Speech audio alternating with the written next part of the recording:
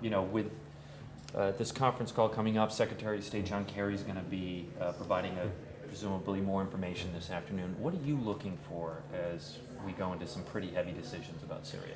Well, first, you have to establish the facts on the ground, and the UN inspectors are still there. They'll be completing their inspection, but they will have physical evidence. We have intelligence intercepts. We have a lot of evidence that is pointing more and more towards a deliberate act by the Syrian government against their own population. Then the second key issue is building this international coalition. And that's something that the Secretary of State, particularly Secretary Kerry, has to be working on constantly. I know he is. And then third is the potential operational plans that they may have. That they're not going to divulge anything that compromise the operation, but just the indication of where the status is of forces positioned and they're ready to respond. Those are the key factors. And then also just the dialogue with Congress is so important because that has to be a part of the operational approach. Ultimately, the president's, whatever he does, is going to have to be explained to the American people, and he's going to have to explain it. Well, breaking those three things down, number two on that list, where this week British Parliament voted down taking any military action. Are you concerned that this is looking more and more like a unilateral effort by the United States if we decide to take military action, intervene in any way? Well, it's critical to have a multinational approach. It's absolutely essential. The French government has reiterated their support, that they would be supportive of us. There are other countries. Turkey has been very forward-leaning in trying to encourage some response to this outrage in Syria. But that's part of what must go on.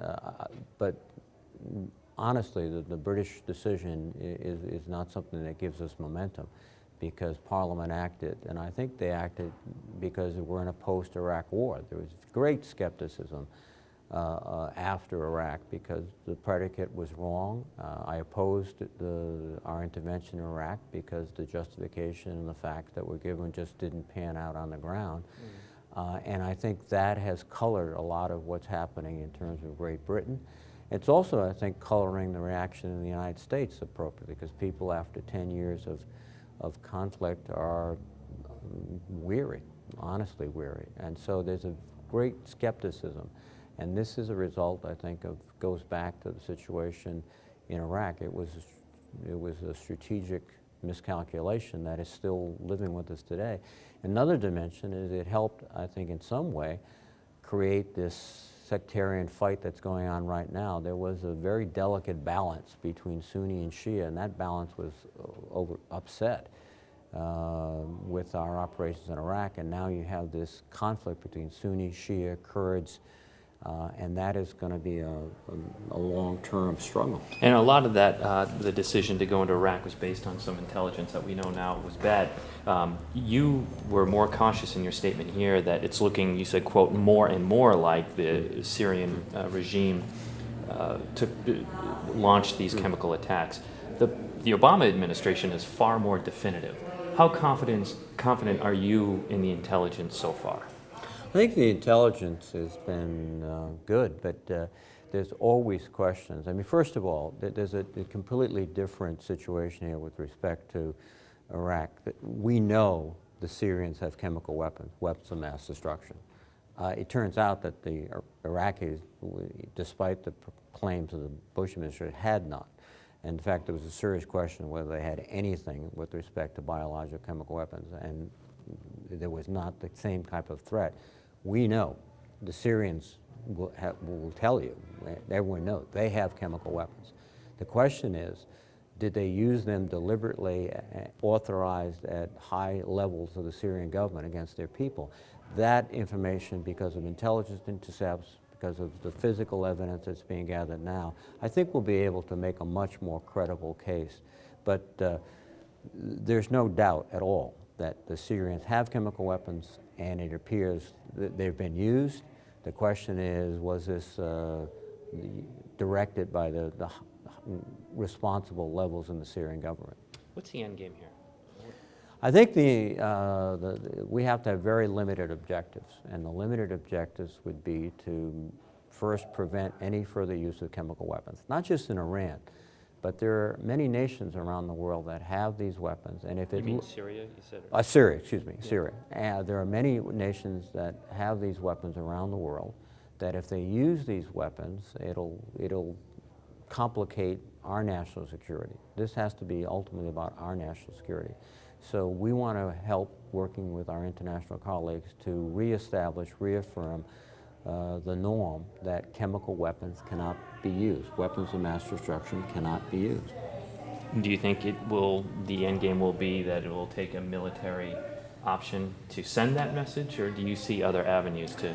I hope not, because I hope what we can do, and this is why the diplomacy is so important, that if there is a strong unified effort, and one of the obstacles, of course, is because of Russian help to Syria, they will block and veto a UN resolution. But with a strong UN resolution authorizing action, I think that in itself would go a long way to prevent and reaffirm, prevent the Syrians from using these weapons and reaffirm the principle.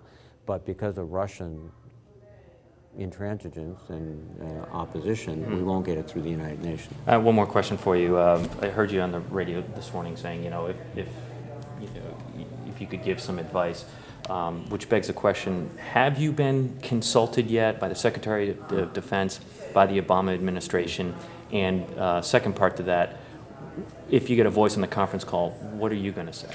Well, this is the purpose of today's call, which is for the administration to begin to reach out, not just to me, but to others, and to get comments and advice. And my advice is privately what I've been saying publicly, is that our position is strengthened if it's an international coalition. Our position is strengthened if we have participation, including our nations in the Middle East. Our position is strengthened if we can communicate successfully to the Syrians that not only do we have the capacity, but we have the international will to do something.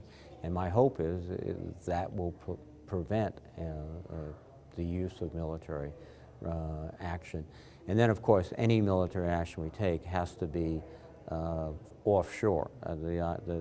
No one is contemplating or should contemplate the introduction of American troops into Syria. It's too complicated and too expensive in terms of lives and treasure an operation. So we have to be very careful in our objectives, very limited, and we have to do it in a multinational, not a unilateral way. What if it does boil down to be unilateral, though? I mean, again, you have Great Britain pulling back. We're Yes. not seeing a lot from the UN. If it comes down to the U.S. and no one else, are you comfortable with that? I think we have to work to make it multilateral. And again, it would have been more appropriate, given us more momentum, had Britain sort of follow through with their prime ministers. So you're disappointed by that? Well, it takes away the momentum that was building up for this international political approach. The French government is still with us, the regional governments are still there. And then we have to understand, too, is that this is not going to be something that will be resolved within a few days or weeks. This is a long-term crisis within Syria and within the region. The government of Syria has lost its legitimacy among a large population of Syrians and in the international community. It's holding territory, but there are Kurdish areas that are emerging. There are Sunni areas that are emerging. So this is not going to be something that can be settled by one act. It's going to be many, many, many months.